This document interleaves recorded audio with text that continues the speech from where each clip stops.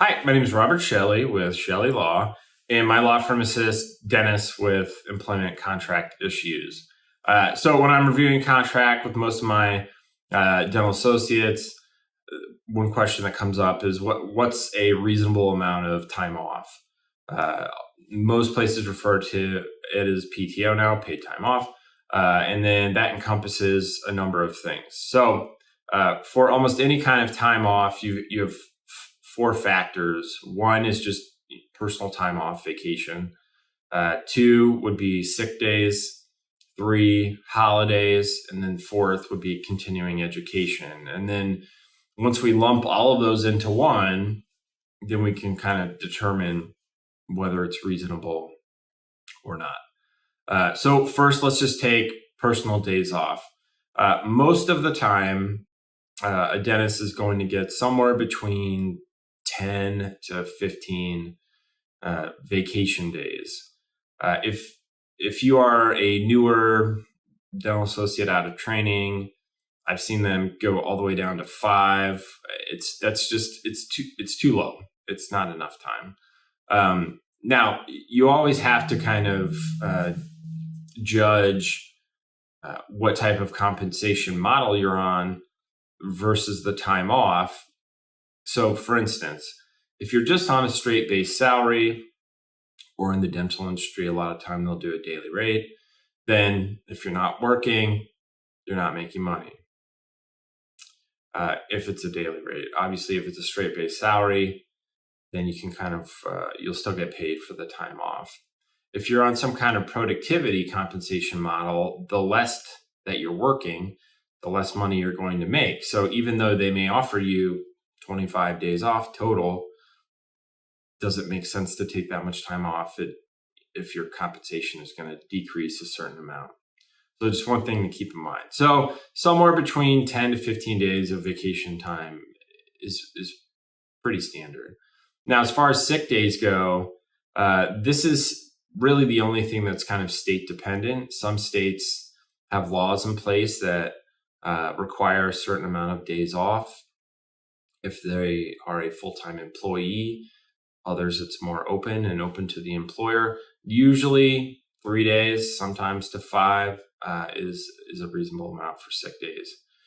CE, once again, somewhere between 3 to 5 days for continuing education. They should also provide you with a sum of money that goes towards that, usually somewhere between 2 to 4,000. So another 3 to 5 days for continuing education, and then holidays. Most dental offices, somewhere between 6 to 7 federal holidays. So let's just add it all up. So let's say you get 10 days of vacation, 7 federal holidays, so it's 17. You get 3 CE, that's 20, and then you get another 3 for sick days, that's 23.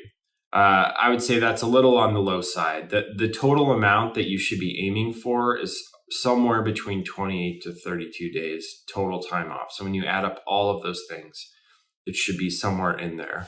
If you're getting a job offer that's significantly less than that, maybe like a total time off of 10 days or 15, it's really low. And so is there negotiating? Certainly. There's negotiating normally the vacation part, the sick days, holidays, CEs. Maybe the CE, you can add a day or two, but the vacation part is kind of where you want to look to. Now, there are also places that use pure PTO, meaning everything goes into one box, and any time off you take, it takes it out of that. So what I mean by that is, let's say the employer allows you to accrue 8 days off every pay period, 8 hours off every pay period.